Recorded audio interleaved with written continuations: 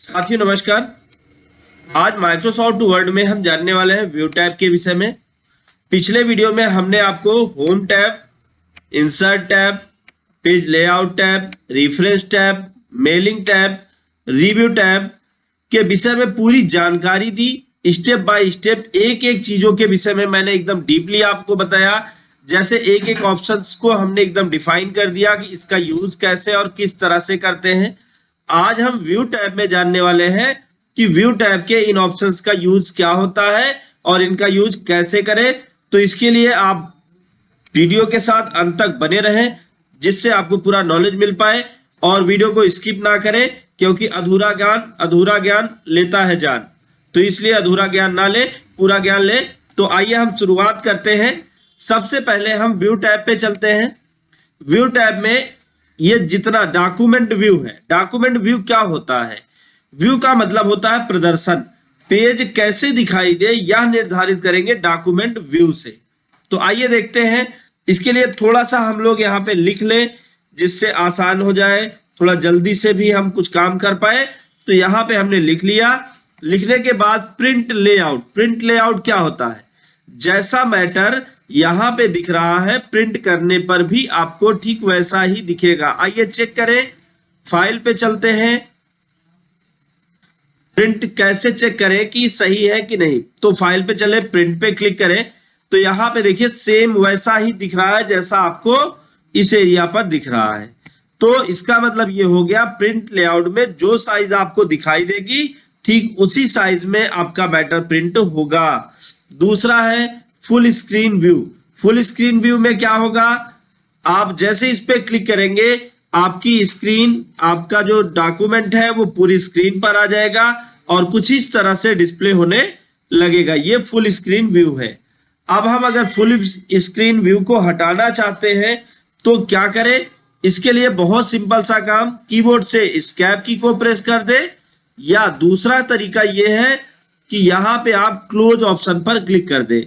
जब हम full screen view पर क्लिक करते हैं तो यहां पर देखिए कुछ आपको टूल्स भी मिल जाते हैं। इन टूल्स का यूज कैसे करें? सबसे पहले इसका यूज करके आप इसको सेव कर सकते हैं। ये देखिए, जैसे हमने इस पे क्लिक किया तो सेव का बॉक्स आ जाएगा और आप अपने डॉक्यूमेंट को सेव कर सकते हैं। तो ये हमने सेव नहीं करना, हटा दीजिए, स्केप दबा दीजिए तो हट जाएगा। ये है पेज का व्यू कितना हो, तो यहां से आप प्रिंट प्रीव्यू में देख सकते हैं। नेक्स्ट अगर हम बात करें इस पे, अगला ऑप्शन टूल्स। तो टूल्स पे जब आप क्लिक करेंगे तो रिसर्च, हाइलाइटर, कमेंट, फाइंड, इन सारे ऑप्शंस का यूज आप यहां पे भी कर सकते हैं। नेक्स्ट अगर हम बात करें, अगला जो ऑप्शन है हमारा वो है मिनी ट्रांसलेटर। आप अपने टेक्स्ट का ट्रांसलेट भी कर सकते हैं, जैसा पिछले वीडियो में हमने आपको बताया। तो यहां से आप ट्रांसलेट कर सकते हैं। अब हम बात करें, दूसरा है हाइलाइटर, टेक्स्ट हाइलाइटर। इस पर क्लिक करेंगे तो जो भी टेक्स्ट आपका सेलेक्ट होगा वो हाईलाइट हो जाएगा। अगर आपने टेक्स्ट सेलेक्ट नहीं किया है और हाइलाइटर लेते हैं तो माउस पॉइंटर के साथ हाइलाइटर दिखने लगेगा। अब पेज पर माउस क्लिक करके आप ड्रैग करेंगे तो वो एरिया भी हाईलाइट हो जाएगा। ये एक अलग बहुत आसान है हाइलाइटर का यूज करना। नेक्स्ट अगर हम यहाँ पे बात करें, अगला ऑप्शन जो है वो है इंसर्ट कमेंट। जैसे अगर आप इसके विषय में कमेंट लिखना चाहते हैं तो आप इस पर क्लिक करें और इंसर्ट कमेंट कर दें, तो यहाँ पर आपको कमेंट लिखने के लिए भी आ जाएगा। तो ये होता है पेज का व्यू। यहाँ से हम इसको नॉर्मल कर सकते हैं या कमेंट को डिलीट कर सकते हैं। व्यू ऑप्शन, यहाँ पे प्रदर्शन के तरीके अलग अलग दिए गए हैं, शॉर्ट पेज में हो किस तरीके से हो। तो आप एक एक ऑप्शन का यूज करके आप चेक कर लीजिए कि इनका यूज क्या और कैसे किया जाए। अगर आपको कहीं कोई कंफ्यूजन हो रहा हो तो कमेंट बॉक्स में हमें मैसेज में बताएं, तो हम उसके विषय में भी आपको डिटेल में नॉलेज देंगे। अब हम बात करें यहाँ पे लास्ट ऑप्शन क्लोज की। अगर हम क्लोज करते हैं तो जो भी डॉक्यूमेंट होगा वो क्लोज हो जाएगा, अर्थात फुल स्क्रीन व्यू से हटके नॉर्मल पेज लेआउट व्यू या जो भी व्यू और होगा उस पर आ जाएगा। चलिए अगला है वेब लेआउट। वेब शब्द जहां भी जुड़ जाता है वहां पे आप तुरंत समझ जाइए कि यहाँ पे चर्चाएं जो होनी है वो इंटरनेट से रिलेटेड होनी है। तो इसका मतलब यहाँ पर इंटरनेट के जैसा पेज का प्रदर्शन होता है, ठीक उसी तरह का हमको पेज चाहिए। अर्थात पेज वेब लेआउट पर आप जैसे ही माउस क्लिक करते हैं तो आपके पेज का प्रदर्शन वेब लेआउट में होने लगता है। अब ये देखिए आपका पेज हो गया, यहीं पर आप जो है इसका वेब लेआउट तैयार कर सकते हैं। इसको नॉर्मल प्रिंट लेआउट व्यू में आप कर सकते हैं, तो ये प्रिंट लेआउट व्यू में भी दिखाई देगा। आउटलाइन व्यू का यूज क्या है और कैसे करें? आउटलाइन व्यू पर जैसे ही आप क्लिक करते हैं तो हर पैराग्राफ के शुरुआत में, हर लाइन के शुरुआत में इस तरह से आउटलाइन बन जाएगा, बट ये प्रिंट करने पर नहीं छपेगा। अगर आप सोचे कि ये प्रिंट पर कैसे छपेगा तो देखना है तो प्रिंट पे क्लिक करिए, तो देखिए उस व्यू में नहीं छप रहा है। इसका छपने का जो तरीका होगा वो एकदम नॉर्मल ही होगा। अगला है draft outline view. Outline view में ऐसे दिखाई पड़ेगा और ड्राफ्ट व्यू में आपका पेज कुछ इस तरह से दिखाई देगा। इसके आगे आप नहीं लिख पाओगे, ऑटोमेटिक यहाँ से नीचे आ जाएगी लाइन।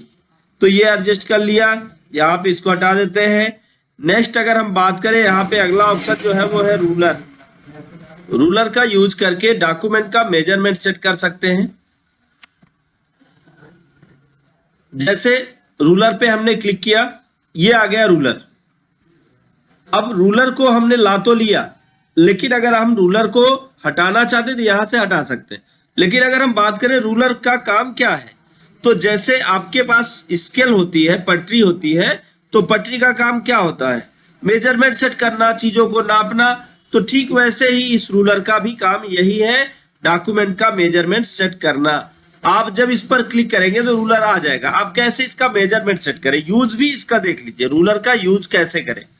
मान लीजिए कि आपने जो टेक्स्ट लिखा वो यहां से लिखा, हम इस टेक्स्ट को थोड़ा और इधर से लिखना चाहते हैं, तो क्या करें? यहां रूलर पर आइए, ये रूलर पे आ गए और रूलर पे आके इस एरिया पर चाहे डबल क्लिक कर दें। अगर हम डबल क्लिक करते हैं तो हमारे सामने पेज सेटअप का बॉक्स आ जाएगा। यहां से हम इसकी साइज को ऑटोमेटिक एडजस्ट कर सकते हैं। टॉप एरिया पे कितना इंच छोड़ के लिखे, लेफ्ट में कितना इंच छोड़ के लिखे, ये सारी चीजें सेट कर सकते हैं। तो ये कर लिया, लेकिन अभी हमको ऐसे नहीं चाहिए। हमको कैसा चाहिए? इसमें थोड़ा सा टेक्स्ट हमारा इधर और होना चाहिए, तो रूलर का ही यूज करके कर सकते हैं। कैसे? एक तरीका तो आप सिलेक्ट कर लीजिए और सिलेक्ट करके आप इसको पकड़ के जहां रखना चाहे वहां रख दीजिए, तो वहां तक ये एडजस्ट कर लेगा। और अगर इधर तक रखना है, ऐसे लाइन को ऐसे ड्रैग कर दिए तो इधर तक आ जाए, एकदम किनारे तक। आप जहां तक इसको चाहे वहां तक एडजस्ट कर सकते हैं, ऐसे भी ड्रैग कर सकते हैं। अब ये देखिए आपका टेक्स्ट यहां से आ गया, थोड़ा और इधर कर सकते हैं। तो आपकी मर्जी के ऊपर डिपेंड करता है कि आप अपने टेक्स्ट को कहां रखते हैं।